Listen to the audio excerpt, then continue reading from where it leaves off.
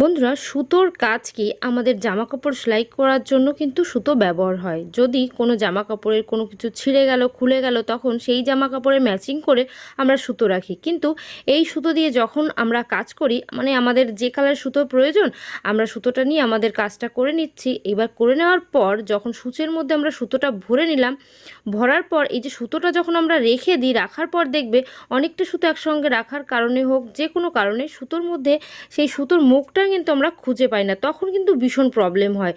তার জন্য কি করতে হবে, নিয়ে নেবে এই ধরনের একটা কালারিং টিপ, যে কালারের সুতো তার থেকে অন্য কালারের টিপ নিয়ে নেবে, নিয়ে ঠিক সুতোর যে মুখটা আছে সেই মুখটায় যখনই সুতোর কাজটা করলে, কাজটা করার পর ঠিক সুতোর মুখ যেখানে, মুখের ওইখানে এইভাবে একটা টিপ লাগিয়ে রাখতে হবে। বন্ধুরা, সুতোর মুখে যদি আমরা এরকম টিপ লাগিয়ে রাখতে পারি, যখন আমাদের প্রয়োজন হবে সুতোটা, ঠিক তখন টিপে হাত দিলে কিন্তু সুতোর মুখটা আমরা খুঁজে পেয়ে যাব।